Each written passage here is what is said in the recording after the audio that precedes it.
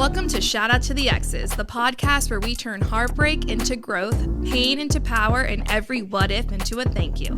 I'm Heather, and together we're diving into lessons that our past loves have left behind. Hey everyone, it is Heather again, your certified heartbreak survivor, back with another episode of Shout Out to the Exes. Before I introduce our guest for this week, I do want to say that this episode might be a little triggering to some. So if you're feeling some kind of way or something is said that is kind of giving you that emotional reaction, please pause, come back and listen when you're ready. I do like to say this because we are going to get a little bit of emotional, a lot of emotions are going to be happening in this episode. We may cry. There might be moments of silence, so just be prepared for that. So with that being said, I want to welcome back Morgan. This is part 2. We got to know Morgan a little bit last week and kind of what her story is, and where it ended was with C, and that's where we're going to kind of pick up today with. So with that being said, what's up, girl? Hey, we have a special guest, Bentley here, my little emotional support pup. I'm sorry that your stepdaddy was a piece of shit. We are currently accepting donations for stepdaddies. Um, I have to have him here with me because he will probably run away from me, but it's fine. Whatever. I'm forced to love me through this because he was there through all of it. Good God, see where to even freaking begin with that. Well, let's start with, we left off last week with E and H go hand in hand. Yes. So we left off with that story. So why don't you take us a little bit, a recap of that, and then bring us into C. So H, obviously y'all know that story. We had been best friends all of college. C also went to college with us. They were teammates on the same baseball team. C actually dated one of my really good girlfriends who I actually got permission to say this. She does not care. She, at one point in college, liked women. I was not said women. Going to preface that. Was not me. She ended up liking women, and C actually cheated on her. Over the summer, he kissed another girl. She made this man feel so, honestly, looking back, I applaud her for it because it's kind of funny. Both of their names start with a C, actually, ironically, but C spent a better half of a year trying to get this girl back. I finally felt so bad because I had watched this man fight and pawn over this girl who liked women. She had a whole ass girlfriend. And so he finally DMs me on Instagram and is asking me about it. And I was like, homie, she has a girlfriend. For the love of God, please just do yourself a favor. What is with the DMs, y'all? The DMs. No, really. I will never forget it. I was on the bus. I was headed to nationals. I was a college swimmer, so I'm on my way to nationals, the biggest meet of my career. And this man's hitting me with that. And he's like, if you help me, I'll help you get one of these guys. And I'm like, in my brain, I'm like, boy, do you see me? I don't need your help. But I was like, okay, whatever. Because there was a guy on the team that I was like, you're kind of cute. Looking back, thank God nothing happened there. But we ended up becoming friends, genuinely becoming friends. And I did not really care that this girl was dating a girl because I'm like, you don't care. He and I are friends. I told her, I was very transparent about it. She's like, be friends with him. I don't care. Whatever. So the school year ends. We go into the next year. This is now my junior year. A, H, and C all overlap. Low key. Don't care. So me and C start kind of secretly hooking up. And at my school, it's a small school. Everyone knows everybody. So the fact that we were able to secretly hook up for 8 months and no one know was a damn miracle. The only reason we got caught is because we were at a party at C's house, and H literally walked the fuck in the middle of us hooking up. It was so bad. I was mortified. And I'm like, okay, so my phone is also downstairs. All my friends are still downstairs. It's the middle of a party. I don't have my phone because I literally genuinely went upstairs just to pee and I was going to go back down. So I left my phone. I was sitting in H's lap downstairs. He's like, she went to the bathroom, didn't fucking come back. Well, yeah, I got a little distracted. Another girl walks in. So then at this point, we're done. C goes to the bathroom to pee. In the middle of the party, he's butt freaking naked and walks down the hall to the bathroom. And I'm just like, this man really doesn't realize that there's a party going on in his own house. He just doesn't care. Does zero fucks given. 0 fucks, or he was just that drunk, he really just forgot. And keep in mind, we had been doing this for 8 months, so like that wasn't like weird for us. So another girl walks in, and I'm like, oh fuck. So I run I'm like hiding behind his door by his hamper. And I'm like looking for any type of clothes that I can find because my clothes are on the other side of the damn room. And so I'm like, oh God. And so I'm disgusted thinking about this now. This man's a college baseball player, and the only thing next to me is his dirty hamper. So I put on a practice shirt and some sweatpants his dresser was right there too. So I was able to get his sweatpants that are clean out of the dresser, put on a dirty t-shirt. And I'm like, looking back, I'm like, that's so fucking gross. But when you're desperate desperate times, desperate measures are taken. This girl's laying in his bed and she's like, she's like, oh, who is that? And I tell her who it is. And I'm like, what are you doing? And she was like, oh, I'm just going to take a nap for a minute. And I'm like, no, you need to go. Like, get out.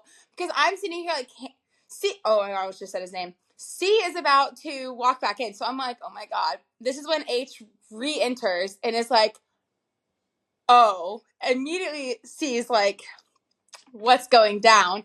He's like, no.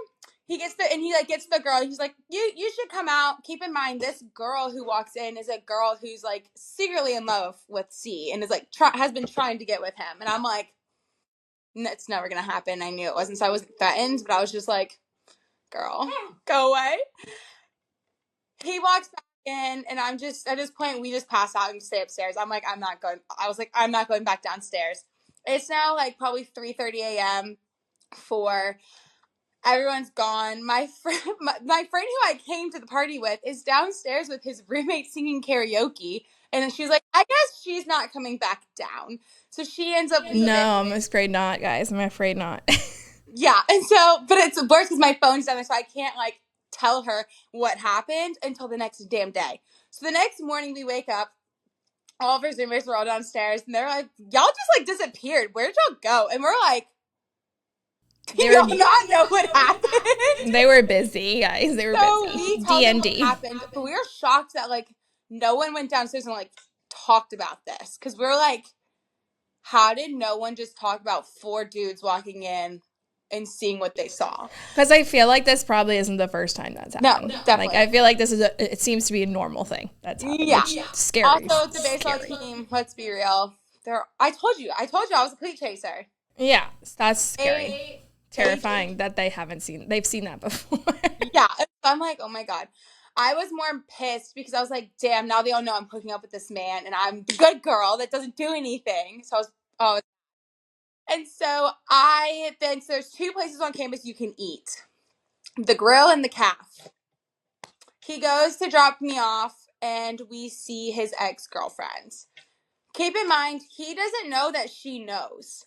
Because she and I had this conversation because someone saw us kissing and she was like, hey, you should probably have a conversation with him. And I was like, already done. She don't care. They're like, cool, whatever. I'm a girl's girl. I cover my bases. Like, I'm not going after your ex-boyfriend and not having a conversation. Yeah, absolutely. Also, I knew she didn't care because, again, homegirl liked girls. So he does not know that this conversation has happened. And so my dorm backed up to the cafeteria where we all would eat. All the softball girls are walking up and they see me in the car and they see us and it's like a deer in headlights moment. I'm just sitting here like, oh, that's awkward for you because again, we all know, but he doesn't know that we all know. like, oh shit. So he's like in a freak out mode. Then the door doesn't open because it's closed. And so now I'm fuck me. I'm now in this man's sweatpants. I'm literally the typical to a T walk of shame outfit is what I'm in. I go into my dorm to change. I'm like, I'm so hungry. I'm hungover as shit. Like, I I need food. So my roommates and my best friend meet me in the grill to eat. Because the cafe's closed, every single person who was at this party who walked in on me is also in the grill, right front and fucking center. So I walk in and I'm just like, oh, I can't even make this shit up. All the baseball boys are sitting right there and they all just immediately look at me. They see what I'm wearing and they're just immediately all just start smirking. And I'm like, kill. Yeah. And I'm like, kill me now. And so I go, I'm going to act like I don't see them. I get my little freaking pancakes and I go on and try to find a table. They literally, I physically have to walk past them. There is no getting around them at all.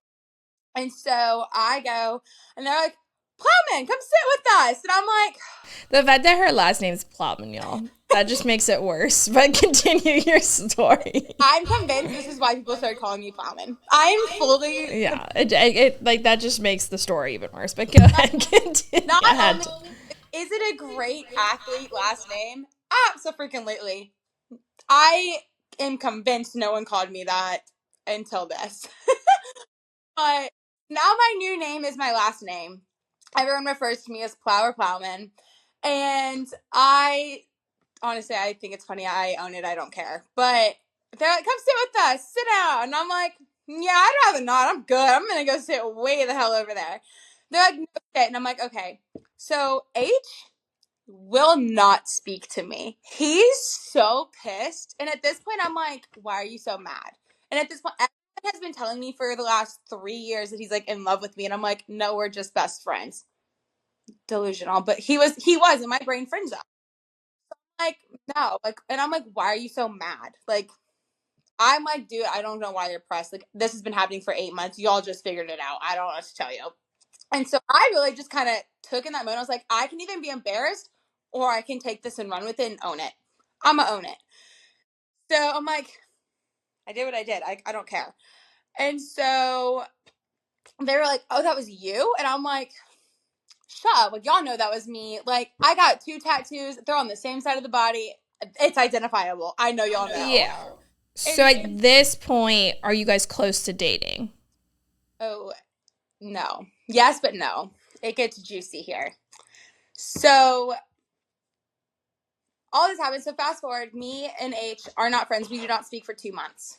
Literally for 2 months. Me and C are happening. So then Valentine's Day rolls around. Or actually, we leave for Christmas break because this all happens right around Christmas break, finals. That's why we're all partying.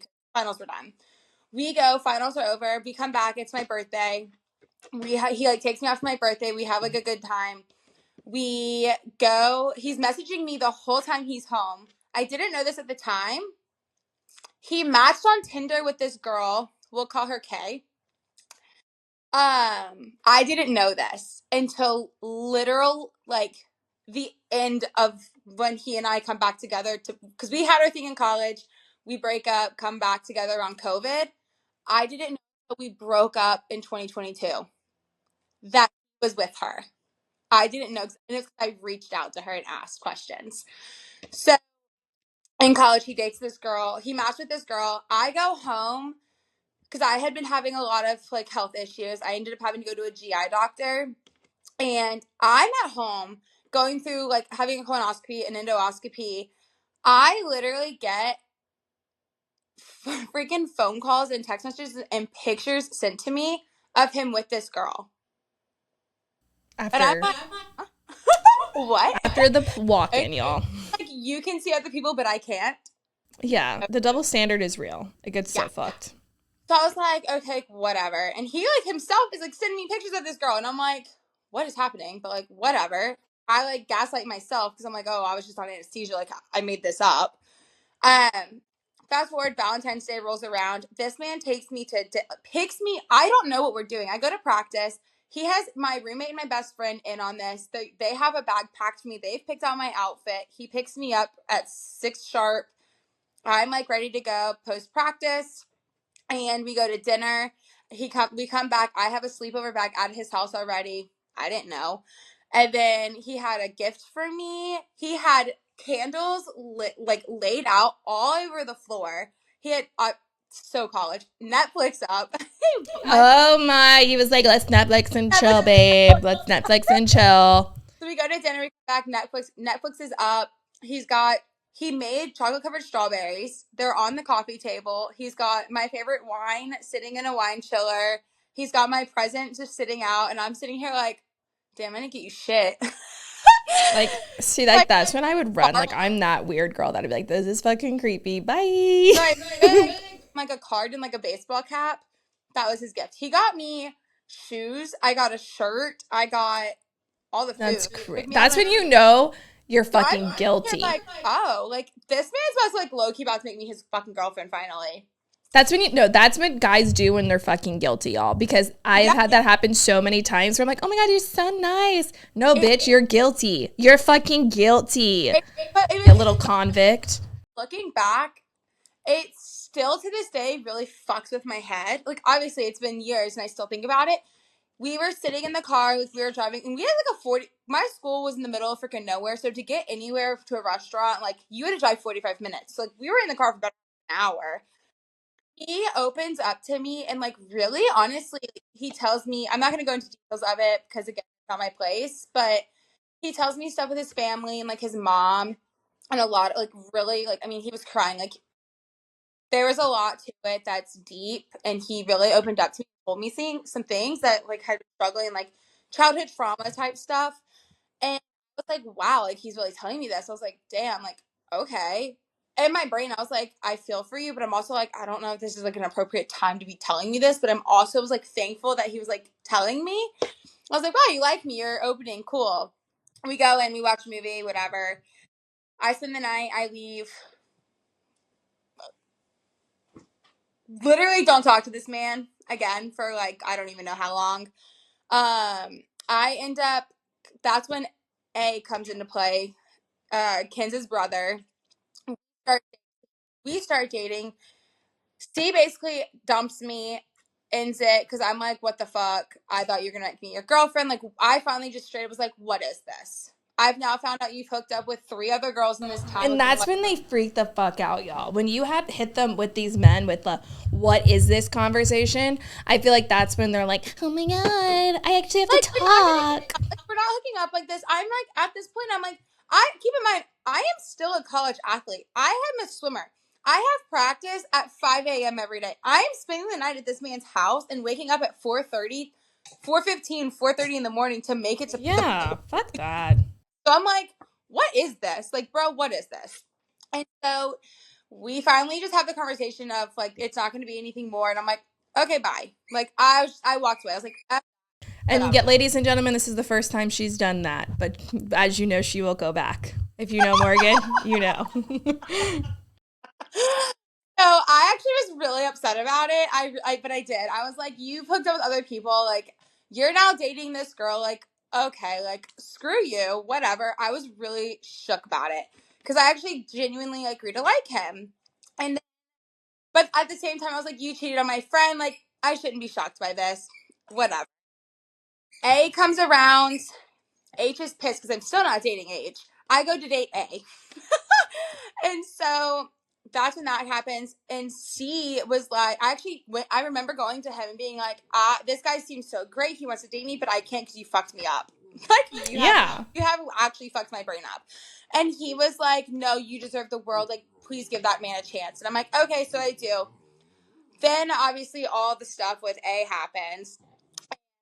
I try to break up with him and he tells me no. Well, me and C, so I will not say I was a cheater because I did break up with him, but I did go back to A. So can you stop whining? There's some gray area, so do what you will with the info. But I did break up with him, and he does know all of this. We had that conversation, so it is what it is. Granted, A had hooked up with 7 girls in that time, and I walked in on one of them. So it's a bygones be bygones in my brain. We both kind of did each other dirty. Yeah, and we both admitted everything we had done. We both definitely, it was bad on both our ends, and we have both admitted it. But C and I have this night, which we refer to as tequila night. This night, I shit you not, drank probably half a bottle of tequila together, if not the whole bottle. God, we were really drunk. We were playing Mario Kart and I believe Call of Duty. I feel like just tequila's a bad idea. Tequila makes people slutty, y'all. Like, don't do tequila makes if you don't want to make bad decisions. Tequila was also the only, if you know me, that was my go-to liquor for literal years. Probably why I was skinny, because all I was doing was just taking straight shots of tequila like a psychopath. But we had tequila night. He asked me about A, and I was like, oh, we broke up. So at this point, I'm not swimming anymore. I have quit swimming. I'm now on the golf team. And I have joined the golf team, and I'm on my way to the golf course, and C adds me back on Snapchat. And I remember having a conversation with A about it and being like, hey, he added me. I just want to tell you out of respect. Do you want me to accept it or ignore it? And he was like, I don't care. You can add him back. Like, I don't care. I'm secure. He's like, my ex, V, added me a month ago. So now this toxic man is like trying to one up me. And I'm like, what? So I go investigate this situation because I'm like, why is your ex girlfriend that you were madly in love with adding you back and you're not telling me about it? What? So I get pissed. That's when I break up with him because this girl sends me receipts. She tells me everything. She's like, Yeah. he cheated on me. He flunked out of school. Like, all this stuff. Like, he transferred, didn't even tell her. She's like, I have not spoken to him. I will never speak to him. I blocked him. And I'm like, oh, shit. Okay. So that told me immediately. I was like, he's doing some shady ass shit. I broke up with him. I was like, whatever. C and I add each other back on social media and stuff. And aka Snapchat, which looking back, I'm like, should have been a red flag. But back in the day, Snapchat wasn't as big of a red flag as it is now. Yeah. Like, it's always been a red flag, though, y'all. I don't know. But so at this point, you guys are still in college. You have this tequila night. We have tequila night. He tells me that him and Kay have broken up. Later, I found out they were not broken up. And tequila night, he actually cheated on her. I feel horrible to this day. I feel awful about it because I didn't know until later we're crossing timelines. And I was like, damn, girl. So he's been a piece of shit for basically the whole time I've known him. And I've just given him grace. So all of that happens. That's our college, and that's all of them, the 3 of these men overlapping. Fast forward 2019, I graduate college. Me and H, obviously, we break up. I have now decided I can't be in Atlanta because I'm running into this man everywhere I go. I can't do it. I get a job and I hightail it up to Nashville, which, as everyone's like, oh, Nash Vegas, yay, we love Nashville. I can't stand that. The entire state of Tennessee, I hate it. I will never go back. I will never live there. I hate Tennessee. So now the relationship, I know we gave a trigger warning at the beginning. This is where it's going to kind of get kind of dark, but I'm going to also lightly go into it and not go heavy into it, but kind of how I overcame it and where I'm at now. I'm kind of going to turn a positive spin to it. Yeah. So the details of Grunt. COVID happens. I'm in Nashville. I moved there for a new job. I'm super excited. I'm going to be in logistics. And the world shuts down. I don't know anybody except for my coworkers and my roommate. And so we're all just being friends. Ironically enough, my roommate at the time was hooking up with a girl. I lived with a guy. My guy roommate was hooking up with a guy. Golly. I was hooking up with my coworker who happened to be the roommate of a guy whose girlfriend my roommate was friend was hooking up with. Whatever. We were all connected somehow, some way. People were hooking up with everybody. We all connected. We were at a house party and I looked at my coworker and I was like, what are you doing here? And he was like, me, what are you doing? I live here. What are you doing here? And I'm like, what? I was invited by this person. That's how we all figured it out. So that became our friend group because we didn't know else. And so at this point, I was like, oh, I'm not going to shit where I eat. Like, I'm not going to, like, hook up with my coworker. Like, that's actually probably really, yeah. But we all get laid off because COVID, supply chain, it is what it is. Well, all three of my exes at this point, I've only had 3 exes at this point, and they're those 3.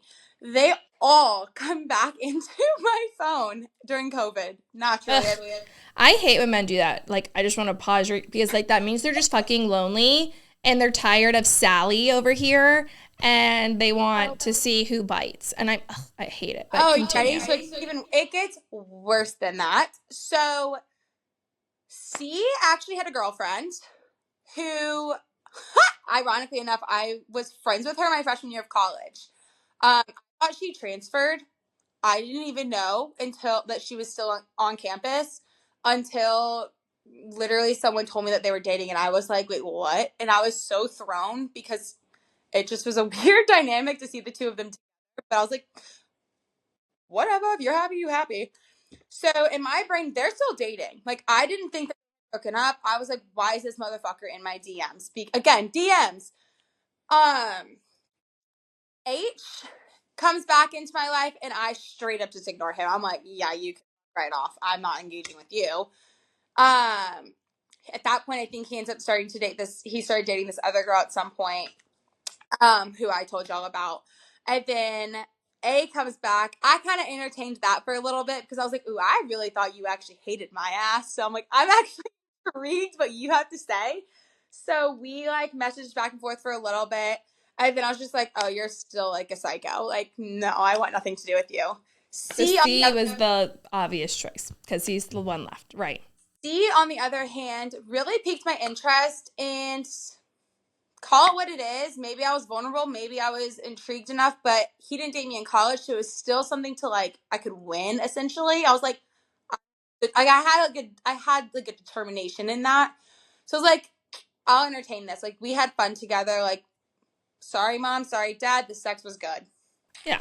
Ugh, that's the worst. When the dick fuck, like, it's good. When the dick is good, y'all. You go back. Girls are stupid. Girls are college. So I was like, whatever. Like, we're grown now. It's because our hearts live in our vaginas. No, literally. Guys. So fast forward, he messaged me, and I was like, oh, like, I don't even know what the hell he said. I mean, I could scroll back and look, but I don't care enough. So we started DMing, messaging on Instagram, whatever. He then like, I brought up the fact that he had a girlfriend because I was like, I thought you had a girlfriend. Like, how is she? I have her name starts with an M too. I'm not going to spend any details on them because, again, not my place to share. But him and M, he basically tells me that they had broken up. He didn't speak negatively of her, but he didn't speak positively. It just was what it was. And I remember we were just like Instagram flirting, and I was like, this is fucking stupid. So we added each other back on Snapchat. Like, obviously never were not friends on Instagram, I guess. But he added me back on Snapchat.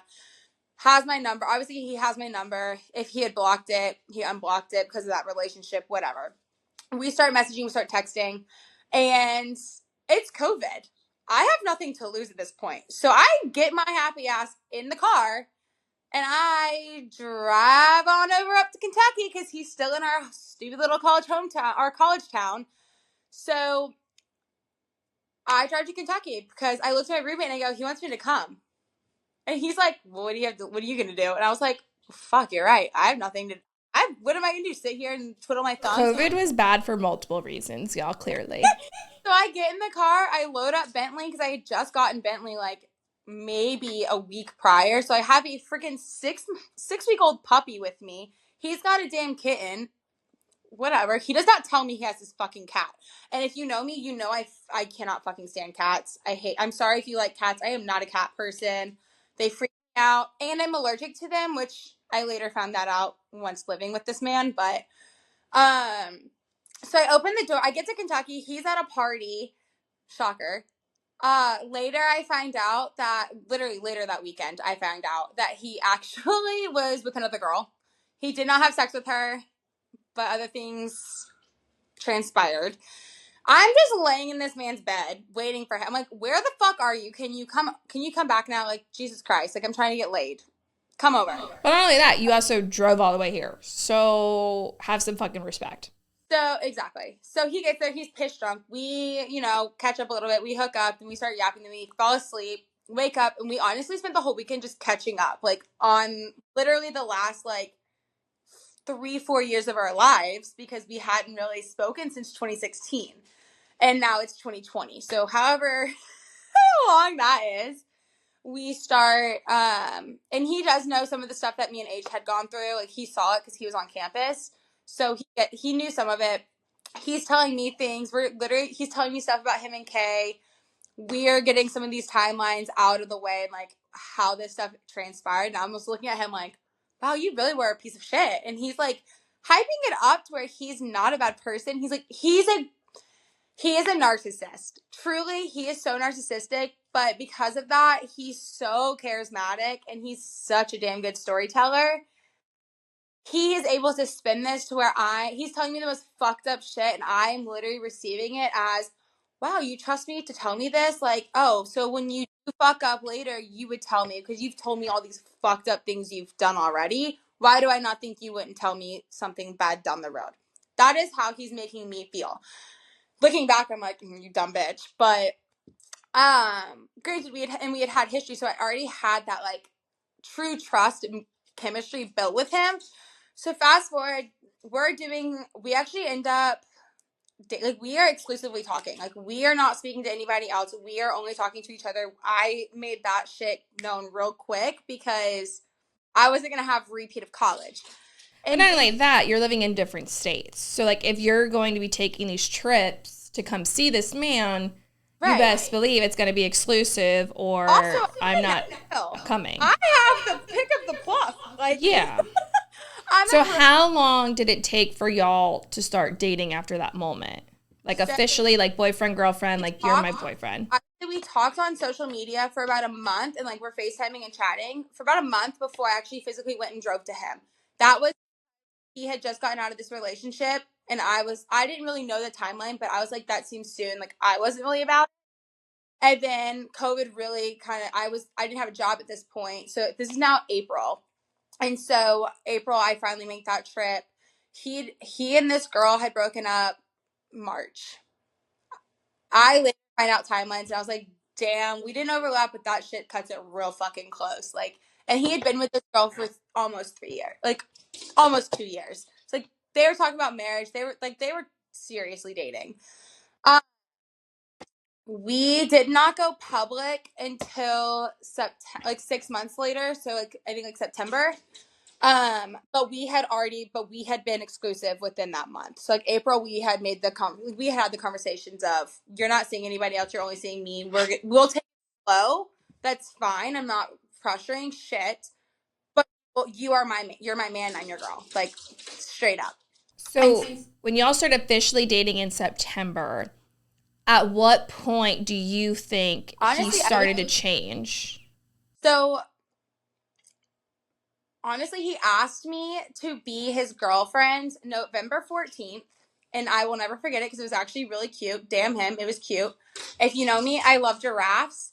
This man took me to the Nashville Zoo. We went around the whole fucking zoo, and he asked me to be his girlfriend in front of the giraffes. And then we went to my favorite Mexican restaurant and had some damn margaritas. It was actually pretty cute. I can't even hate it. Can't hate him for it. He had already, and at this point, he's met my entire family. Like he had met everybody. So there was no initial red flags. He's met all my friends because I brought him home. He came to Georgia and he let me show him my hometown. That was Labor Day weekend. So he met my whole family met him. No one saw red flags or anything. They're like, he seems nice, got his shit together so far from what we knew. So at this point, he's doing therapy. He's doing counseling stuff. Obviously, it's COVID, so it gets harder in that world. You're not getting paid unless the clients show up. The clients weren't showing up.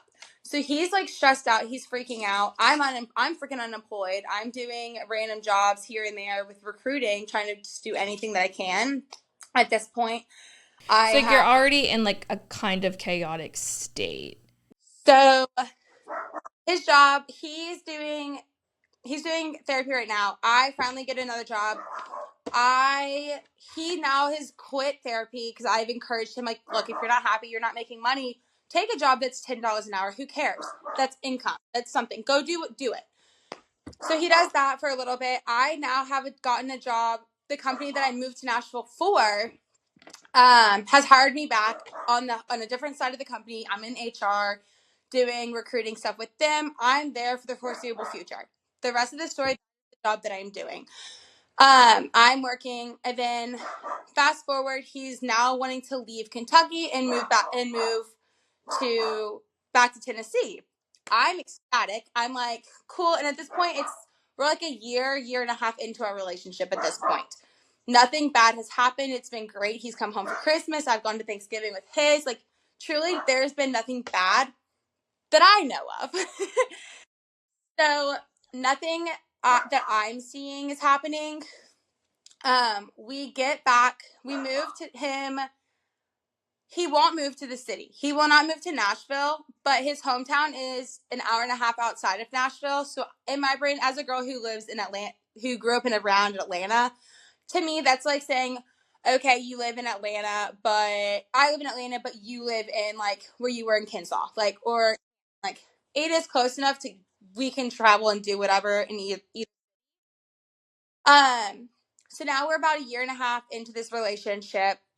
He's in his hometown because he wants to quote unquote be closer to his family. I absolutely adore his mom and dad to this day. I fucking love them. They still text me. Kind of weird, but they still talk to me. So, all of this is happening. We're there. I finally get to the point where I am now realizing I am spending more time in his stupid town than I am in Nashville. I had to fall out with all the girls that I was friends with in Nashville too. So just because they were just honestly COVID and they were insecure, and if you know me, I'm very secure in myself. I say what I want to say, I think what I think, and you're not going to change that. So I had a big out with some of these girls. They just couldn't handle it because I didn't fit in their little sorority girl box. I very much do what I want to do. So I'm no longer even friends with them. And I was like, why am I paying $2,000 in rent when I'm really living with him? So I actually got rid of my apartment. I'm working remote, so it didn't matter. So we ended up moving in together. Um, the first time I've ever lived with a man. My parents were not thrilled. They were actually pretty pissed. I am now at this point. This man sucks because at this point, I'm fully financially supporting both of us. Yeah. I am. So not only has he isolated you now from your family, from your friends, essentially, because your family's pissed that My he family. somehow gaslit you to move there in some form or way. He isolates you from your friends, and now you're financially supporting him. Yes, because my thought was, hey, you're doing HVAC. That's fine. You have 3 master's degrees. Go do the sales side of Yeah. And like, I think what a lot of people don't understand in that situation is they think the only way a man can have control over you is if they're paying for you. However, I felt the opposite because when I was supporting my ex-husband financially, because I'm a woman and I'm more empathetic towards these things, like that's a way of control because you feel like, holy shit, if I leave him, what is he going to do? What support is he going to have? It was worse because no one knew. This man had my credit card in his wallet, so it always looked like he was paying. It was my credit card, and he was using my card. He drove my car. Like, he drove us everywhere, but it was my car, which he also totaled and then tried to pay. Crazy. We'll get into that. So I'm now at this point, I'm isolated. I'm starting to see a lot of things for what they are because what my first wake up call was my best friend Ruth really wouldn't trade her for the damn world. It's my birthday. She flies into just stupid little town of Jackson, Tennessee, and visits us. I'm ecstatic because at this point, we're another like year into this relationship. We're like about 2 years in. I have not, no. So I have not seen any of my friends or my family in 2 years. Like I have truly have not seen them, and I don't really speak to them. I work remote, and I'm not really friends with his friends or the wives of them because they're his friends and they kind of make that really known. Um, so she comes and I basically tell her the most fucked up shit, and then not even realizing that it's like not normal and fucked up shit. And then I'm like, oh, let's go look at engagement rings. And she's like, what? uh, so I get a job promotion. I'm super excited about it. This grown ass man really goes to take a shower and cries. Cries. He cries. Not because he's happy for me, but because he literally was like, when's it going to be my turn? I work hard too. And yeah, I'm like, is this a fucking joke? Like, I do nothing but support you. At this point, if you know me, like, my parents are my best fucking friends. My sister is my best friend. My brother is a really good friend of mine. Like, I hang out with them routinely. I live in another state, but I call my parents every day. If I have a question, something's wrong with my car, if I need a financial question, like, I'm calling my parents. If I have a medical problem, I'm calling my mom. Like, that's just who I am. This grown ass fucking loser of a man, dead ass, told me I need to cut the umbilical cord with my parents. That my dad does not love me and just throws money at me. It's not funny. I don't know why I'm laughing. It's not funny. It's I can't rationalize why someone would even think that, because looking back, it is funny because I'm fully financially supporting this man with my hard earned. My parents are giving me extra cash to help supplement that. His parents, I later find out, have been sending him money as well. So I'm now sitting here. I've given you the better half of 60 grand over these 2 years. Where the fuck is your money going? Because your parents are also giving you about 60 grand. Where the fuck's this money going? Where did it go? Evil. Yeah, he got mad at me because we were driving to the Georgia Tennessee game. I'm a big dog. I'm a college football. I'm also a football girly. I'm born and raised Georgia girl, and he is obviously a Tennessee's fan. So our anniversary always fell on the Georgia Tennessee game. So we always would watch the game together. So this year I decided for our big anniversary, our 2-year anniversary, I was going to surprise him. So we were driving up to the game.